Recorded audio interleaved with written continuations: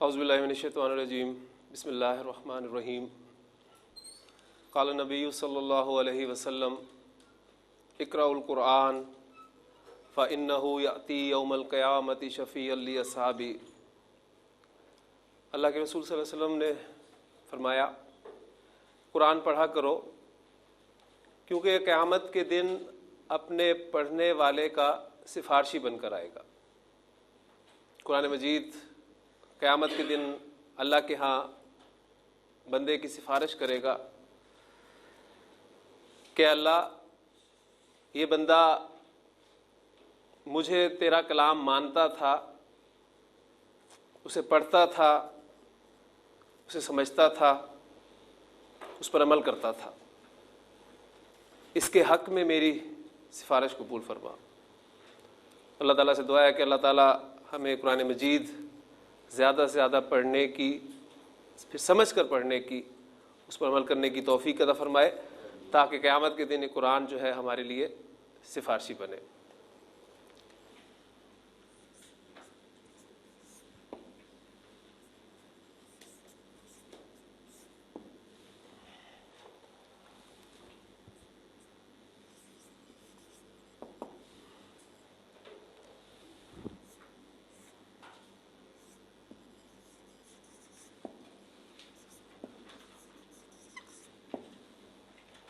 لفظ کی دو اقسام ہمارے سامنے آئی تھی، بامانی لفظ اور بے معنی لفظ، اور ہم نے کہا تھا کہ کیونکہ ہم نے قرآن مجید کا مطالعہ یہاں کرنا ہے لہٰذا بے معنی لفظ یا بے معنی الفاظ جو ہیں وہ ہمارے اس سلیبس میں شامل نہیں ہوں گے۔ اور بے معنی لفظ کہتے کسے ہیں؟ ہم اردو میں بہت سارے الفاظ جو ہیں وہ بے معنی بولتے ہیں، مثلا چائے شائے، کھانا وانا۔ اب اس میں کھانا اور چائے یہ تو ہمارے بامانی الفاظ ہیں، جبکہ شائع اور وانا یہ الفاظ جو ہیں بے معنی لفظ۔ عربی زبان میں ہر بامانی لفظ کلمہ کہلاتا ہے۔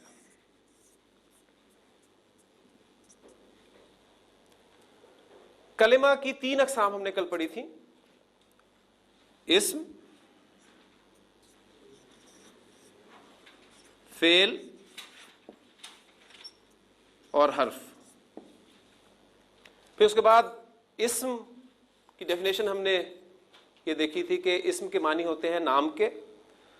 تو اسم نام ہے، کس کا نام؟ کسی شخص کا نام۔ مثلا زید۔ اور میں نے آپ کو کل بتایا تھا کہ عربی زبان میں 85% اسماء ایسے ہیں جن کے آخر میں ڈبل حرکت یعنی تنوین آتی ہے۔ تو جو بھی اسم آپ کے سامنے بورڈ پر آئے گا اس کے بارے میں غالب گمان ہمارا یہی ہوگا کہ یہ اسم جو ہے اس پر تنوین آتی ہے اور یہ ان 85% اسماء میں شامل ہے، الا میں اس کے بارے میں آپ کو مزید کچھ بتاؤں۔ شخص کا نام، جگہ کا نام۔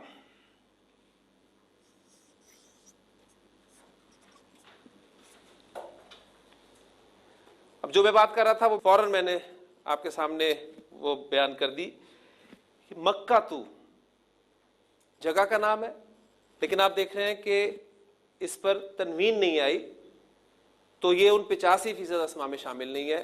مزید انشاءاللہ تعالیٰ ان کے بارے میں باتیں آپ کو معلوم ہوتی جائیں گی۔ صفت کا نام،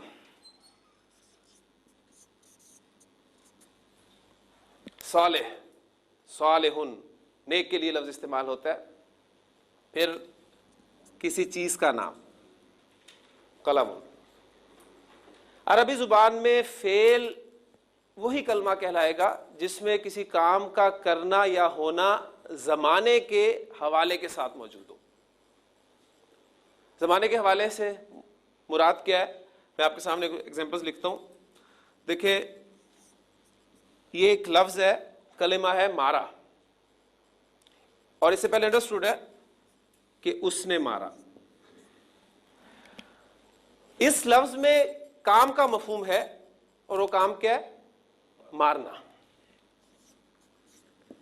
پھر اسی طرح مارتا ہے، اور اس سے پہلے انڈرسٹوڈ ہے وہ، اور مارے گا۔ ان تینوں جگہ پر کام کا مفہوم جو ہے وہ آپ کو ملے گا مارنے کا. لیکن کام کے مفہوم کے ساتھ ایک اور چیز آپ کو پتہ چل رہی ہے, وہ کیا ہے؟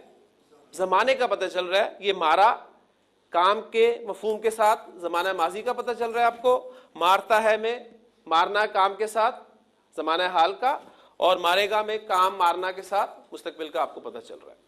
جبکہ ایک لفظ ہے مارنا, اس لفظ میں کام کا مفہوم ہے لیکن آپ دیکھ رہے ہیں کہ کوئی زمانہ نہیں پایا جاتا. لہذا مارا, مارتا ہے اور مارے گا, یہ تو ہوں گے فعل, کیونکہ اس میں کام کے مفہوم کے ساتھ آپ کو زمانے کا پتہ چل رہا ہے. جبکہ لفظ مارنا جو ہے یہ فعل نہیں کہلائے گا بلکہ یہ اسم کہلائے گا. بلکہ اسم کی ایگزامپلز میں ہم ایک نام کا اضافہ اور کریں گے اور وہ ہے کام کا نام.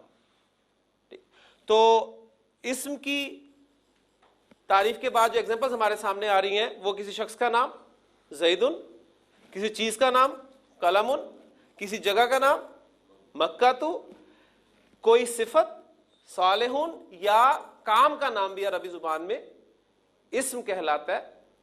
اور پھر اب جو ہے کہ مارنا کی عربی کیا ہوتی ہے, وہ ہوتی ہے ضربن. اور یہ لفظ بھی آپ اردو زبان میں استعمال کرتے ہیں, اس نے ضرب لگائی. ٹھیک ہے, ضرب کے معنی ہے مارنا کے. کلمہ کی قسم حرف جو ہم نے پڑھی تھی وہ یہ تھی کہ یہ وہ کلمہ ہے جو اپنے معنی اس وقت تک واضح نہیں کر سکتا جب تک یہ کسی دوسرے کلمہ کے ساتھ مل کر نہ آ جائے. اب سب سے پہلے ہم انشاءاللہ تعالی اسم سے آغاز کریں گے. اسم کی ڈیفینیشن ہمارے سامنے آ چکی ہے, اس کی ایگزامپلز ہمارے سامنے آ چکی ہیں. مزید اس کے متعلق ہم جاننے کی کوشش کریں گے, کیونکہ میں نے کل آپ کو بتایا تھا کہ عربی زبان میں جملہ فعل کے بغیر بھی بن سکتا ہے. لہٰذا ہم پہلے اسم پڑھیں گے, پھر اس کے بعد فعل شروع کریں گے, اور ان کے درمیان میں ہی اسم پڑھتے ہوئے اور فعل پڑھتے ہوئے مختلف حروف کا مطالعہ کریں گے.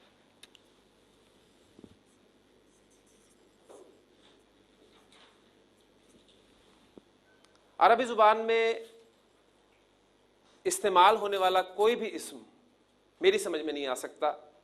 میں اسے نہ تو جملے میں استعمال کر سکتا ہوں, نہ گفتگو میں لا سکتا ہوں, نہ تحریر میں لا سکتا ہوں, جب تک مجھے اس کے بارے میں 4 باتیں معلوم نہیں ہوں گی. پہلی بات تو یہ ذہن میں رکھیے کہ 4 باتیں مجھے اسم کے حوالے سے معلوم ہونی چاہیے, تبھی میں اس اسم کو جملے میں استعمال کر سکتا ہوں. اب یہ 4 باتیں ہم پہلے اردو کے حوالے سے جاننے کی کوشش کریں گے. آپ کے سامنے کچھ ایگزامپلز میں اردو کی پہلے لکھ رہا ہوں.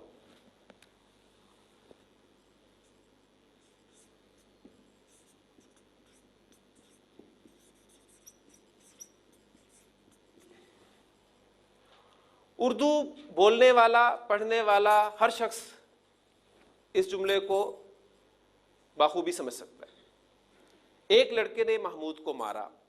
اس جملے میں کام ہوا ہے مارنے کا, اور اس کام کو کرنے والا کون ہے؟ ایک لڑکا. اس کا مطلب ہے کہ اس فعل کا فاعل جو ہے وہ ایک لڑکا ہے, اور یہ کام کس پر ہوا ہے؟ محمود پر. یعنی اس فعل کا مفعول محمود ہے. تو یہ فعل, فاعل اور مفعول یہ اردو کے اعتبار سے ہم سب لوگ جانتے ہیں. ایک جملہ اور لکھ رہا ہوں.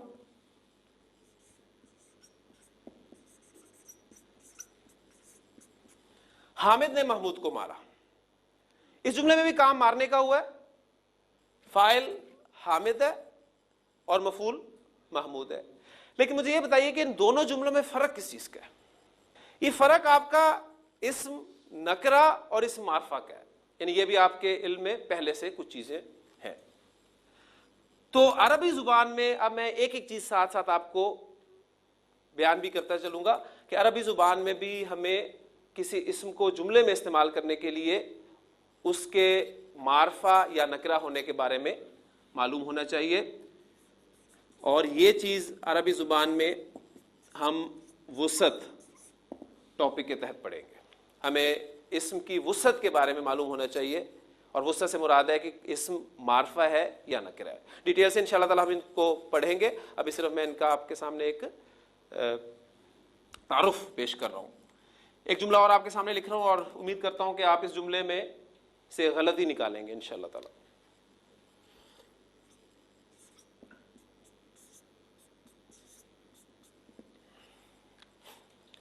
دیوار گر گیا. یہ کیا غلطی ہے اس میں؟ دیوار گر گئی. یہ میں نے غلطی کیوں کی؟ مجھے جملہ بنانا تھا جس میں دیوار اسم میں استعمال کرنا چاہ رہا ہوں، لیکن اب مجھے اس دیوار اسم کے بارے میں پتہ نہیں کہ اردو زبان میں اس اسم دیوار کا استعمال مذکر ہوتا ہے یا مؤنث ہوتا ہے، لہٰذا مجھ سے یہ غلطی ہوگی. اگر مجھے معلوم ہوتا کہ دیوار کو اردو زبان میں مؤنث استعمال کرتے ہیں تو میں یہاں جملہ لکھتا دیوار گر گئی. تو عربی زبان میں بھی بالکل اسی طرح ہوگا. ہمیں اسم کے مذکر یا مؤنث ہونے کے بارے میں پتہ ہونا چاہیے، اور یہ چیز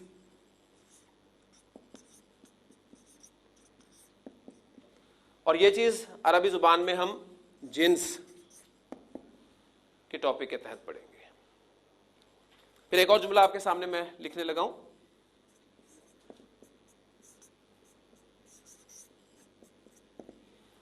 دیوار گر گئی، یا تو دیواریں گر گئی ہوں.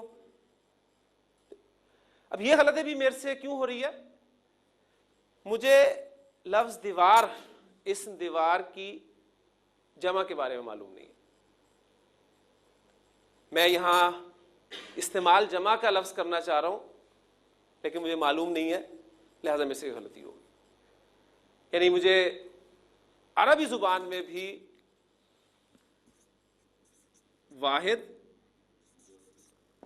جمع، اور پھر ایک خاص چیز عربی زبان میں ذہن میں رکھیے گا. تفصیل سے تو انشاءاللہ تعالی ہم اس کو پڑھیں گے. عربی زبان میں عدد 3 ہے. ایک کے لیے واحد استعمال کیا جاتا ہے، 2 سے زائد کے لیے عربی زبان میں جمع کا لفظ استعمال کیا جاتا ہے، جبکہ 2 کے لیے، خاص 2 کے لیے، جو کہ نہ انگریزی میں ہے نہ اردو میں ہے، ایک لفظ مثنیٰ استعمال کیا جاتا ہے. ڈیٹیل سے انشاءاللہ تعالی ہم جب ٹاپک پڑھیں گے یہ واحد، جمع اور مثنیٰ کا، اس وقت دیکھیں گے، اور اس کو ہم عدد کے ٹاپک کے تحت پڑھیں گے. تو عربی زبان میں ابھی تک جو باتیں آپ کے سامنے آئی ہیں وہ یہ کہ 3 چیزیں میں نے بیان کر دیں. اسم کی وسعت کے بارے میں مجھے معلوم ہونا چاہیے، اور وسعت سے مراد اسم کا معرفہ ہونا یا نکرہ ہونا ہے. اسم کی جنس کے بارے میں معلوم ہونا چاہیے، اور جنس سے مراد اسم کا مذکر ہونا یا مؤنث ہونا. اور اسم کے عدد کے بارے میں معلوم ہونا چاہیے، یعنی اسم کا واحد ہونا، مثنیٰ ہونا یا جمع ہونا. تو یہ 3 چیزیں میں نے آپ کو بتا دیں، اور شروع میں نے آپ کو کہا تھا کہ عربی زبان میں کسی بھی اسم کو اس وقت تک صحیح طریقے سے استعمال نہیں کر سکتا جب تک مجھے اس کے بارے میں 4 باتیں معلوم نہ ہوں. اب چوتھی بات کی طرف آتے ہیں، جو کہ آپ الحمدللہ پہلے جملے میں ہی سمجھ چکے ہیں. میں نے آپ سے پوچھا تھا کہ اس جملے میں فعل مارا، فاعل ایک لڑکا، اور مفعول محمود. اس طرح دوسرے جملے میں آپ کا فاعل حامد اور محمود مفعول. جملے میں یہ فاعل کا پتہ ہونا اور مفعول کا پتہ ہونا، کیونکہ اگر اوپر والے جملے کو میں تھوڑا سا تبدیل کر دوں،